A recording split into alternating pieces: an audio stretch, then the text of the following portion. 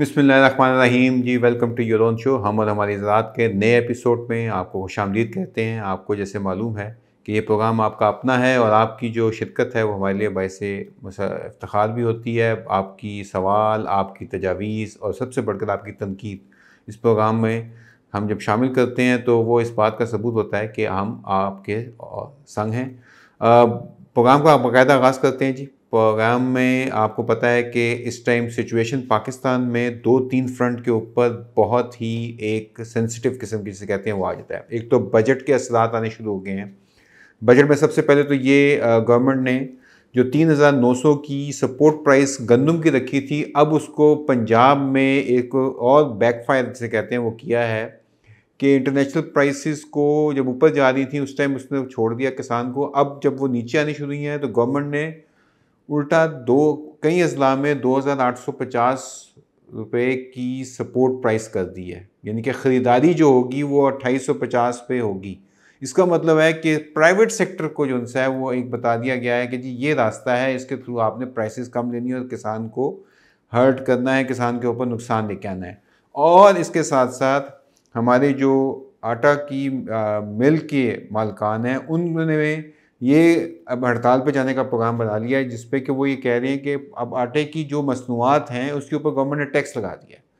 एक पहले दूध के ऊपर टैक्स था, लाइफ स्टॉक का, वो जो टैक्स लगाने से ये आपको पता है कि अब पैकेज दूध जो कि बहुत सारे किसानों से वो लेते हैं, वो उनको अब ज़ाहिर है कि टैक्स लगाने से उसकी जो मार्केट शेयर है वो कम होगा, जिस वजह से क्या होगा कि हमारे मुल्क में जो आपको पता है कि मेल न्यूट्रिशन यानी कि हमारी जो खुराक है अदम दस्तियाबी के बायस बहुत सारे बच्चे जो उनसे हैं उनकी मेंटल ग्रोथ नहीं होती और वो अपनी सही ज़िंदगी नहीं गुजार सकते। तो अगर हम दूध जैसी चीज़ के ऊपर लगा दिया और गंदम की चीज़ें बनी हुई हैं और उसमें सीरियल्स आ जाते हैं तो उससे उल्टा हमारा नुकसान होगा।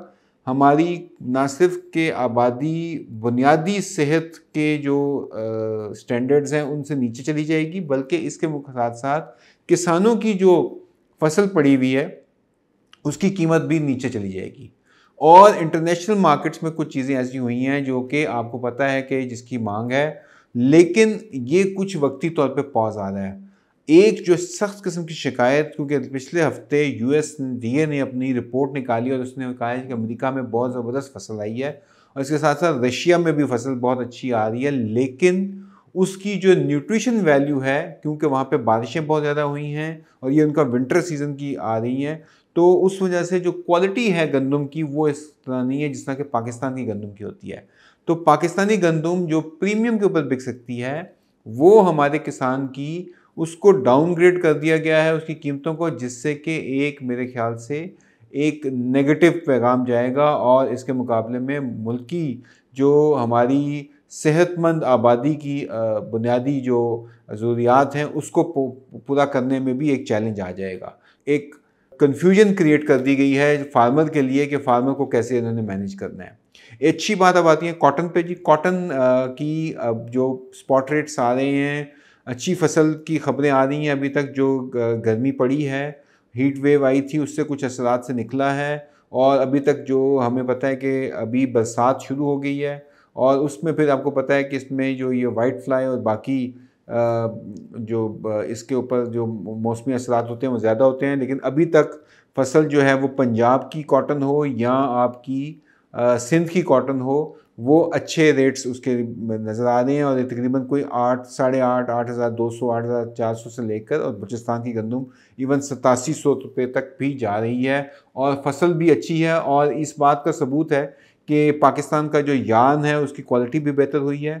किसानों को सलाम है जी, किसानों ने इसके ऊपर काम किया है। लेकिन फ्यूचरिस्टिक अगर देखूँ आगे चल के थोड़ा सा जो इंटरनेशनल मार्केट्स के अंदर गंदम के साथ साथ जो कॉटन की प्राइस है वो भी तकरीबन 70 सेंट्स के ऊपर आ रही है और उसको देख के हमें ज़्यादा इसमें ना कमी नज़र आ रही है ना ज़्यादा नज़र आ रही है। लेकिन मुल्क की जो आपको पता है कि डिमांड है वो टेक्सटाइल से है और टेक्सटाइल की एक्सपोर्ट्स कुछ इतनी बेहतर नहीं हो रही, उस वजह से हमें ये प्रॉब्लम आ रहा है। लेकिन यार्न को हम एक्सपोर्ट कर सकते हैं चाइना, जैसे मैंने कहा था कि लास्ट वीक में कि चाइना की तरफ से हमें डायरेक्ट कांटेक्ट भी किया गया है जिसमें कि उन्होंने हमसे मिर्च तिल और इसके साथ साथ कॉटन की डिमांड की है। तो कॉटन के लिए जी अच्छी ये खबरें हैं। अब आते हैं वो तहलका जिस पे कि अगली यूरिया इंडस्ट्री दुनिया की इस टाइम हिली हुई है। इंडिया ने एक टेंडर लॉन्च किया था जो कि उन्होंने 8 जुलाई को ओपन किया है और उसको उन्होंने कहा जी 27 अगस्त तक ये फराहम करनी है आपने। हालांकि इंडिया की अपनी जो ज़रूरियात के मुताबिक काफ़ी स्टॉक्स हैं, लेकिन उन्होंने फिर भी जो था अपने मुल्क की ज़रूरियात पूरी करने के लिए क्या किया कि उन्होंने एक टेंडर दिया है, जिस वजह से दुनिया में यूरिया की प्राइसेस जो सी हैं वो इस टाइम डाउन टर्न चल रहा है और ये अच्छी खबर भी है। लेकिन क्या हम इससे फ़ायदा उठा सकते हैं? जैसा कि आपको अभी तस्वीर नज़र आएगी कि अभी मोदी ने पुतिन के साथ जो मीटिंग की है उसमें सबसे ज़्यादा उसने शुक्रिया जिस चीज़ का अदा किया है वो उसने अदा किया है एग्रीकल्चर का, कि जनाब पुतिन साहब आपने हमारे फार्मर्स की जो है ज़रूरियात पूरी की, इसलिए मैं आपका बहुत शुक्रगुजार हूँ। और ब्रिक्स के प्लेटफॉर्म से उसने ये शुक्रिया अदा किया है और इसके साथ साथ उसने ये कहा है जी कि आपने हमें इस काबिल किया कि हम इंडिया के जो फार्मर हैं उनकी जो फर्टिलाइज़र की ज़रूरियात थी वो पूरी कर सकें। तो उस पर उसने ख़ास शुक्रिया अदा किया। प्लस इसके साथ साथ आपको ये भी है कि 22 गुना ज़्यादा उन्होंने इंडिया ने जो रशिया से जो उसके मटर हैं या और उसकी जो ज़रूरी अजनास हैं वो इम्पोर्ट की हैं, 22 गुना बढ़ गई है। तो ये इंडोनेशिया के मुकाबले में ज़्यादा, जो इंडोनेशिया ने 8 गुना ज़्यादा किया था, लेकिन इंडिया ने रशिया से 22 गुना ज़्यादा किया है। तो उन्होंने सस्ती मार्केट्स को टैप किया हुआ है, अपने फार्मर को सस्ती दे रहे हैं। और अभी मैं पढ़ रहा था कि इफ़को ने, जो कि वहाँ की फर्टिलाइज़र की ऑर्गेनाइजेशन है, उसने 80 करोड़ रुपए रखे हैं कि नैनो डीएपी यानी कि लिक्विड डीएपी और लिक्विड यूरिया के फ़रोग के लिए अपने मुल्क में ये लेके आ रहे हैं और मॉडल विलेजेस बनाने लगे हैं। तो इस सारे सिचुएशन को देखते हुए पाकिस्तान के पास एक गोल्डन अपॉर्चुनिटी है। अभी इंडिया का टेंडर जो ओपन हुआ है वो जिन कंपनियों ने दिया है वो तकरीबन 350 से लेकर 360-65 डॉलर तक उसकी प्राइस कोट हुई है।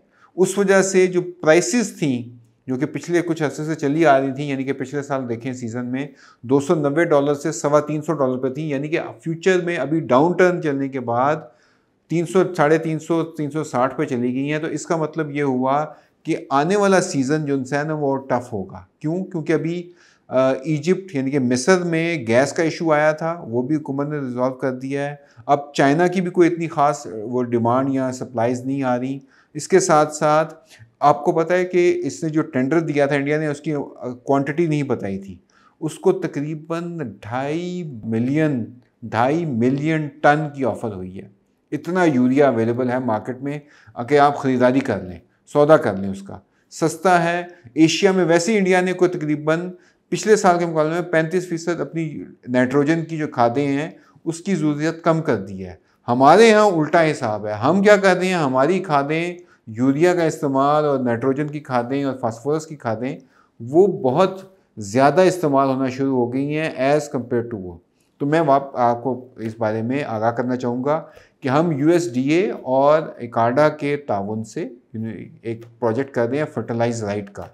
हम अपनी जो केमिकल खादें हैं बेजाय इस्तेमाल कर रहे हैं उसका। इसके लिए किसान मददगार आपको वो खादें जो कि बायो फर्टिलाइज़र यानी कि कंपोस्ट है या ऑर्गेनिक हैं खादें, वो सिलसिला करने के लिए हम आपको इस चीज़ को कर रहे हैं। इसमें NARC, PRC, इसके अलावा बहुत दीगर जो लोकल इदारे हैं सरकारी सतह पर वो भी शामिल हैं।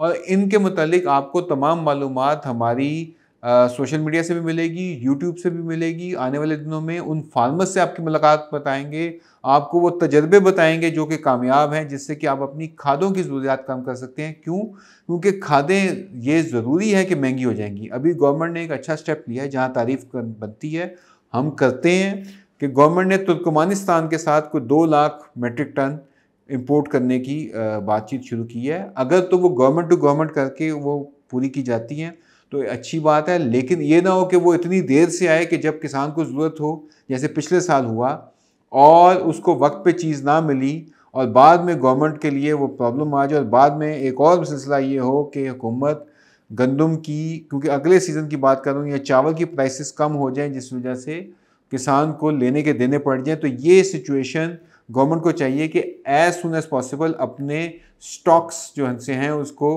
पाइल अप कर ले, यानी कि उनको उनकी वाफिर मिकदार में अवेलेबल हो ताकि उसको हम आगे लेके चल सकें। अब आते हैं जी चावल के ऊपर। चावल की सिचुएशन, क्योंकि आपको पता है इस टाइम चावल लग रहा है। चावल इंडिया में ये हुआ है जी कि गवर्नमेंट ने जो ड्यूटी लगाई हुई थी वो उनकी जो इंटीरियर मिनिस्ट्री ने के जो मिनिस्ट्रीज का पैनल था उन्होंने उसको कम कर दिया, 950 से 650 पे ले आए हैं नॉन बासमती के लिए। तो इसका मतलब ये हुआ कि वहाँ पे अब कीमत कम होगी। इसके साथ साथ इंडिया में 19% जायद चावल लग गया है, जो अभी हालिया रिपोर्ट्स आई हैं। इसका मतलब है कि there will be fierce competition. और आपको पता है कि जैसे ये ग्राफ बता रहा है आपको कि चावल की जो इस टाइम पाकिस्तानी चावल की प्राइस तकरीबन नीचे आ गई है, अपने बिल्कुल इस वक्त साल के सबसे कम वैल्यू पे आई हुई है, और वो तकरीबन कुछ $460 के ऊपर है इंटरनेशनल। तो इसका मतलब ये हुआ कि हमारा सीज़न अगला बड़ा देख के चलना पड़ेगा, क्योंकि प्राइसिंग मैंने कहा था कि जून में कम होगी और दुनिया में कम हुई हैं प्राइसेस।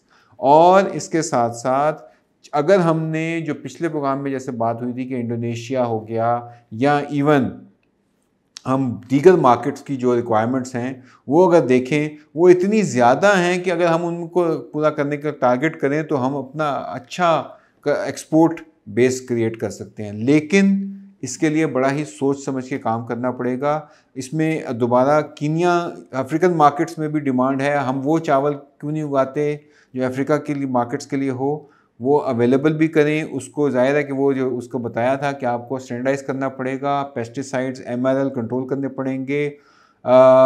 इसके अलावा जो उसमें पेस्टिसाइड्स के जो असरात होते हैं उनको कंट्रोल करना पड़ेगा। तो इसके लिए अभी हमें बहुत ही एक कहने कि एक कोलेबरेटिव एफर्ट इसे कहते हैं अंग्रेज़ी में, कि वो करनी पड़ेगी जिस वजह से आपकी ये चीज़ें जो सी हैं वो बेहतर हो सकें।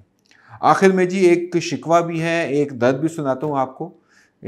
वो ये है कि हम कॉन्केव एग्री के प्लेटफॉर्म से बहुत सारे बच्चों को अपने इस एग्रीकल्चर के रिलेटेड स्किल्स के साथ ऑफ़र करते हैं, लेकिन अभी तक जो हमारे पास सिचुएशन है कि अपनी एकेडेमिया को ज़ोर दे रहा हूँ कि ये एक हमारी मेरे ख्याल से बहुत कमी है, वीकनेस है, जिसमें कि एग्रीकल्चर के एक बहुत वास्ट फील्ड है, लेकिन अच्छे लोग जो उनसे हैं वो अवेलेबल नहीं हो रहे, स्किल सेट नहीं डेवलप हो रहा। उसके ऊपर हमें मेरे ख्याल से जोर देना चाहिए, क्योंकि अभी हमने देखा है कि अभी जो हम शॉर्ट लिस्टिंग कर रहे थे अपने कैंडिडेट्स की, उसमें हमें बहुत प्रॉब्लम आ रहा है। अच्छे CVs नहीं आते, बच्चों को ये नहीं पता अपने बारे में कैसे लिखना है, या इवन हमें ये नहीं पता चलता कि उन्होंने काम क्या किया है। वो इस बारे में मेरे ख्याल से एक आगाही की कैंपेन शुरू करनी चाहिए। यूनिवर्सिटीज़ को अपने स्टूडेंट्स पे ज़्यादा फोकस होना चाहिए, उनको कम्युनिकेशन स्किल्स उनकी बेहतर करनी चाहिए, उनकी जो अपनी स्किल्स हैं वो बेहतर होनी चाहिए। ये एक मेरे ख्याल से मुल्की वसाइल को हमने बेहतर करना, और सबसे बड़ा जिसे हम कहते हैं ना इंसान, ये इफरादी क़ुव्वत, इंसानी इफरादी क़ुव्वत जिसे कह रहे हैं आप, वो हमारी सबसे हमारा वेपन है। हम 25 करोड़ का मुल्क हैं, हमारे पास 60% से ज़्यादा यूथ है, हमारी GDP ग्रोथ का 20% तक एग्रीकल्चर से है। अब हम टेक्नोलॉजी को लेके आ रहे हैं, टेक्नोलॉजी में बहुत ज़्यादा स्कोप आ रहा है एग्रीकल्चर के अंदर, लेकिन हमें ये चीज़ करनी पड़ेगी। और इस सिलसिले में हमने इंटर्नशिप्स भी ऑफ़र की हैं बच्चों को, ताकि उनको इक्विप किया जा सके। लेकिन इस बारे में मेरे ख्याल से यूनिवर्सिटीज़ को और इंडस्ट्री को मिल के काम करना चाहिए, क्योंकि ये एक अगर हमने ठीक तरह से इस्तेमाल ना किया अपनी अफरादी क़ुव्वत को, अपने रिसोर्सेज को, तो ये एक आने वाले दिनों में बहुत बड़ा मसला बन जाएगा। और इससे फिर हम अभी अफसोस ना कर रहे हों, बल्कि हम अपनी स्ट्रेंथ जिसे कहते हैं ना, कि अपनी जो हमारी ताकत है वो हमारा ह्यूमन रिसोर्स है, उसको लेके चलें। तो ये बराए मेहरबानी यूनिवर्सिटी से दरख्वास्त है, HEC से दरख्वास्त है कि हमारी जो यूनिवर्सिटीज़ की ब्रीड बाहर आ रही है इसको कम से कम करें, आगे लेके आएँ। इसके साथ साथ ताकि हम उन्हें इस किस्म के प्रोजेक्ट्स के अंदर लेके आएँ जो कि हमारी जो किसान की खुशहाली की ज़ामन हो, और उनकी वो एक बेनिफिशरी के तौर पे किसान उनको ट्रीट करे कि जी हम इनसे फ़ायदा उठा रहे हैं। तो हमें इस अपनी अफरादी क़ुव्वत से फ़ायदा उठाना है। इस सिलसिले में हमारा प्लेटफॉर्म हाजिर है, आपसे दरख्वास्त है कि ज़रूर हमसे रब्ता करें इस बारे में भी, और ताकि हम मिल के ज़राअत, मुल्क और इसकी मईशत को बेहतर की तरफ लेके जा सकें।